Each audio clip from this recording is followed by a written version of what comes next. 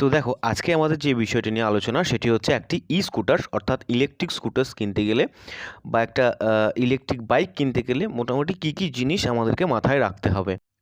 এবং ভিডিও শেষে আমি আরও দুটো মোস্ট ইম্পর্ট্যান্ট পয়েন্ট সম্বন্ধে আলোচনা করব এবং সেখানে আমরা দেখে পয়েন্টগুলো দেখে বুঝতে পারবো যে আমরা কিভাবে আমাদের স্কুটি বা একটা বাইক পারচেস করতে গিয়ে কিভাবে আমরা বেনিফিটেড হতে পারি। প্রথম পয়েন্ট যেটি থাকবে সেটি হচ্ছে কস্ট, অর্থাৎ একটি ইলেকট্রিক ভেহিকলস কত দামের মধ্যে তুমি কিনতে চাইছো তার একটা বাজেট কিন্তু তোমার মাথার মধ্যে ফিক্সড রাখতে হবে, বা কত রেঞ্জের মধ্যে তুমি কিনতে চাইছো সেটিও কিন্তু তোমাকে ফিক্সড রাখতে হবে। দ্বিতীয় যে পয়েন্টটি থাকবে দ্যাট ইজ স্পিড, অর্থাৎ তুমি যে ইলেকট্রিক বাইকটা কিনছো তার ম্যাক্সিমাম স্পিড অর্থাৎ টপ স্পিড কত।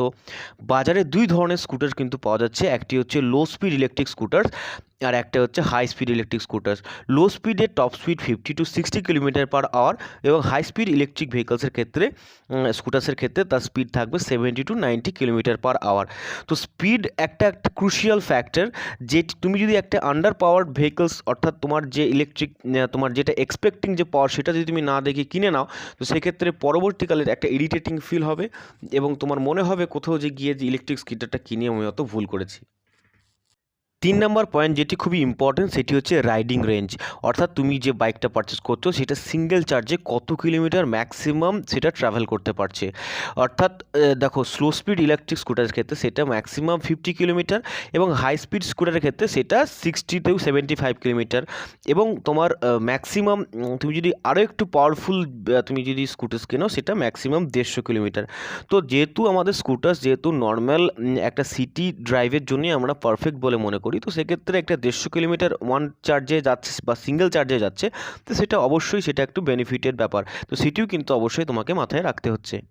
নেক্সট পয়েন্ট হচ্ছে ব্যাটারি লাইফ, এটা একটা মোস্ট ইম্পর্ট্যান্ট একটা ব্যাপার, যে তোমার গাড়ির যে মূল ব্যাটারি সেটা কতটা পাওয়ারফুল বা সেটা কোন ধরনের ব্যাটারি, সেটা লিথিয়াম আয়ন ব্যাটারি না নিকেল ক্যাডমিয়াম ব্যাটারি সেটাও তোমাকে দেখে নিতে হবে। এবং ব্যাটারির ম্যাক্সিমাম লাইফ কতটা, অর্থাৎ একবার চার্জ করলে সেটা কতদিন পর্যন্ত এই সেম রেঞ্জ দিয়ে যাবে না তারপর ধীরে ধীরে কমে যাবে। তো ব্যাটারির লাইফ এক্সপানশনটাও কিন্তু তোমাকে দেখে নিতে হচ্ছে। নেক্সট পয়েন্ট হচ্ছে মোটর পাওয়ার, অর্থাৎ ইলেকট্রিক ভেহিকলসকে এক জায়গা থেকে এক জায়গায় যেতে গেলে মূল যে বিষয় বা পার্টসটা তোমার সাহায্য করে সেটি হচ্ছে একটি মোটর। তো তোমার মোটরটা কতটা পাওয়ারফুল, কত কিলোওয়াট আরের মোটর তোমার ওখানে ব্যবহার করা হচ্ছে সেটা কিন্তু দেখে নিতে হবে।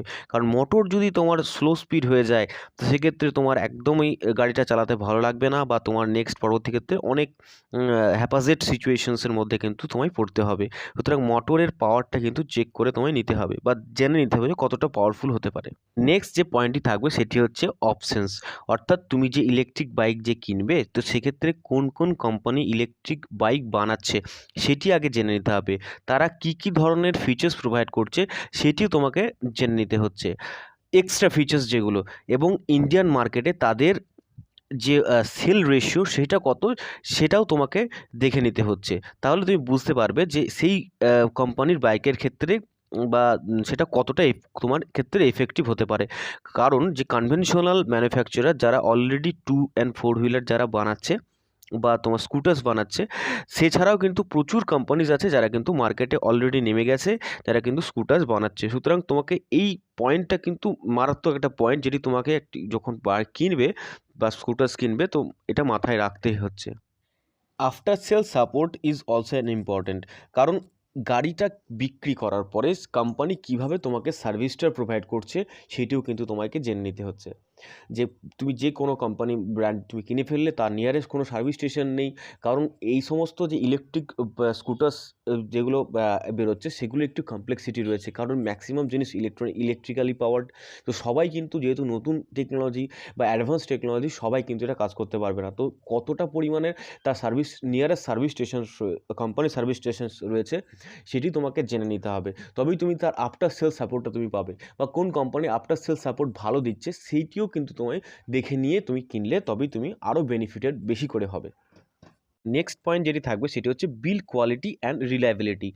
বিল্ড কোয়ালিটি মানে তোমার ওই যে স্কুটারটা থাকবে সেই স্কুটারটার যে যে তোমার বডি ম্যাটেরিয়াল সেটা কী দিয়ে তৈরি আছে, কিসের তৈরি, সেটা পুরোটা ফাইবার প্লাস্টিকের নয় তো, বা সেটা কি অরিজিনাল কার্বন ফাইবার দিয়ে তৈরি হচ্ছে, সেটাও কিন্তু মাথায় রাখতে হচ্ছে।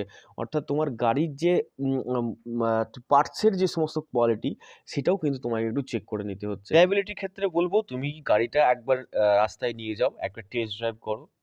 তারপর তুমি যেহেতু একটা স্কুটার কিনবে তো বুঝতে পারবে তুমি তার রিলায়েবিলিটি কীরকম আছে।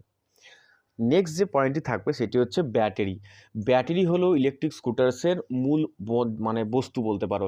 ইলেকট্রিক স্কুটারকে মেন পাওয়ার দেবে ব্যাটারি। সুতরাং ব্যাটারিটা কতটা পাওয়ারফুল বা ব্যাটারিটার ওয়ারেন্টি কতদিন পর্যন্ত থাকবে, কারণ প্রত্যেকটা ব্যাটারি তার কোম্পানি নির্দিষ্ট পরিমাণ ওয়ারেন্টি কিন্তু দিয়ে থাকে। তো সেটা কতদিন থাকবে, ম্যাক্সিমাম যত যে গাড়ির ক্ষেত্রে ম্যাক্সিমাম ওয়ারেন্টি পাবে তুমি সেটার দিকেই কিন্তু মুভ করো, কারণ গাড়ির মূল যে ভ্যালু সেটা টোটালটাই ডিপেন্ড করছে মানে ম্যাক্সিমাম প্রাইসটাই ব্যাটারি এবং মোটরের ক্ষেত্রে। সুতরাং ব্যাটারির ওয়ারেন্টিটাও এবং মোটরের ওয়ারেন্টি তো অবশ্যই তুমি চেক করো যে কোন কোম্পানি কত ইয়ার অব দি ম্যাক্সিমাম ওয়ারেন্টি তোমাকে ক্লেম করতে দিচ্ছে। নেক্সট যে পয়েন্টটি থাকবে সেটি হচ্ছে লোড ক্যাপাসিটি, অর্থাৎ তুমি যে ইলেকট্রিক স্কুটারটা কিনছো সেটির ম্যাক্সিমাম লোড ক্যাপাসিটি কত।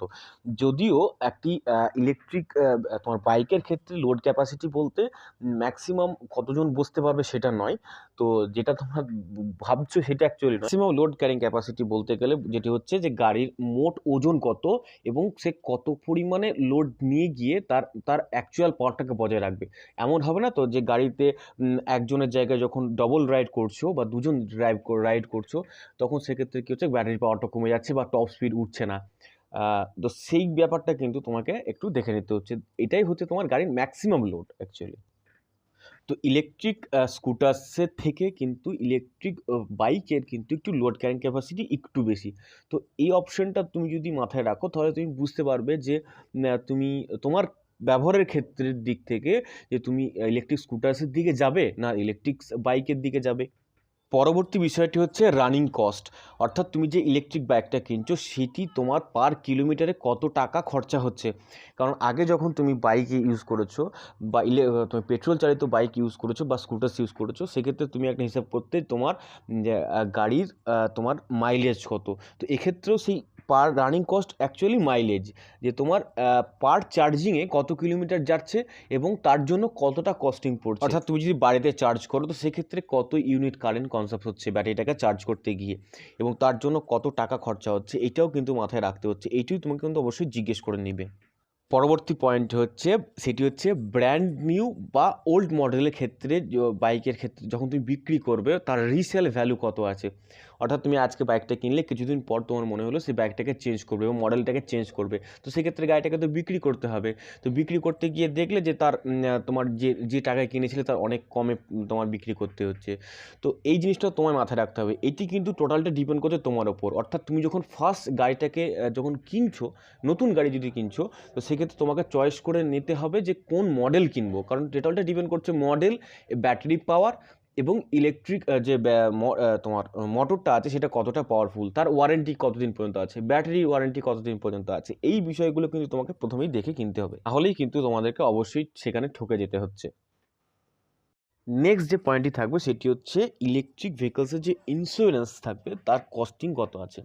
তো most of the cases electric বাইকের ক্ষেত্রে নর্মাল কনভেনশনাল বাইকের থেকে যেহেতু একটু এক্সপেন্সিভ আমাদের সবার মাথায় আসতে পারে যে তাহলে ইলেকট্রিক বাইকের ক্ষেত্রে ইন্স্যুরেন্সের কস্টিং বেশি।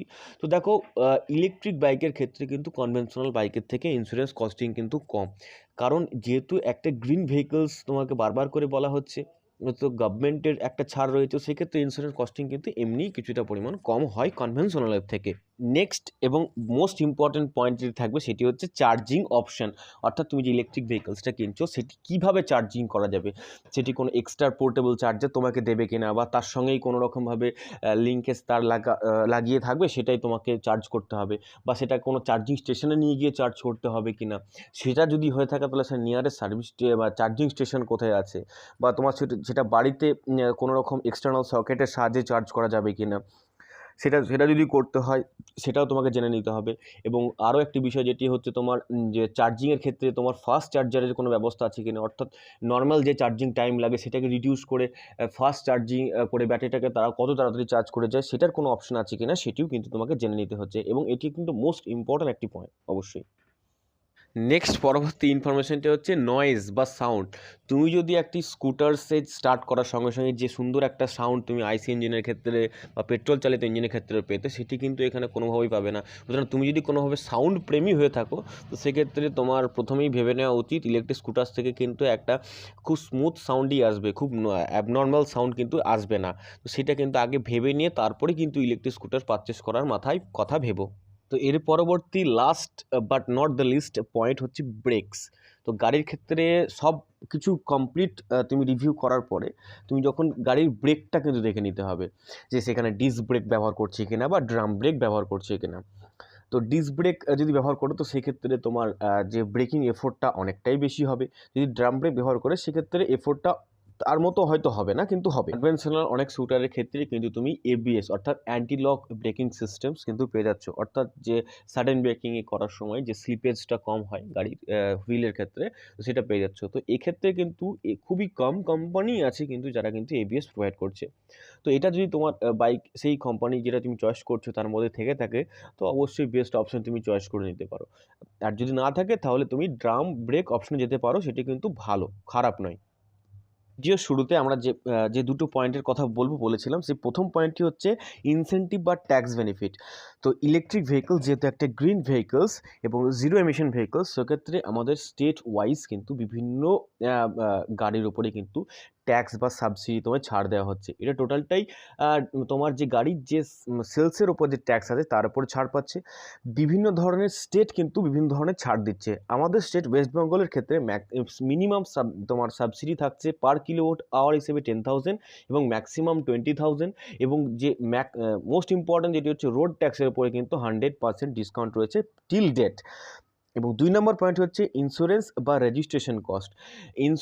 স্লো স্পিড ইলেকট্রিক স্কুটার্সের ক্ষেত্রে কিন্তু গাড়িটাকে কোনোভাবে ইন্স্যুরেন্স তোমার কোনো প্রয়োজন পড়বে না, গাড়িটাকে রেজিস্ট্রেশনের কোনো প্রয়োজন পড়বে না, বা কোনো রকমের এক্সটার্নাল কোনো কাগজপত্রের কিন্তু প্রয়োজন পড়বে না, অর্থাৎ এমনকি ড্রাইভিং লাইসেন্সেরও কিন্তু কোনো রকম প্রয়োজন পড়বে না স্লো স্পিড স্কুটারের ক্ষেত্রে। যদি হাই স্পিড স্কুটার হয় তবে এগুলো কিন্তু তোমায় লাগছেই। ওকে, তো থ্যাংক ইউ সবাইকে। এই ছিল আজকে আমাদের এতদূর পর্যন্ত আমাদের পয়েন্ট যেগুলি আমরা আলোচনা করলাম। তো আশা করি পুরো প্রত্যেকটা পয়েন্ট আমি সহজভাবে বোঝানোর চেষ্টা করেছি। আশা করি প্রথম থেকে যদি শেষ অবধি দেখেছো তাহলে সব কিছু বুঝতে পেরেছো। যদি ভিডিওটা ভালো লেগে থাকে তো অবশ্যই একটা লাইক করে দিও। আর যার এই ভিডিওটা প্রয়োজন আছে তার কাছে তোমার যদি মনে হয় তাহলে শেয়ার করতে কিন্তু ভুলো না।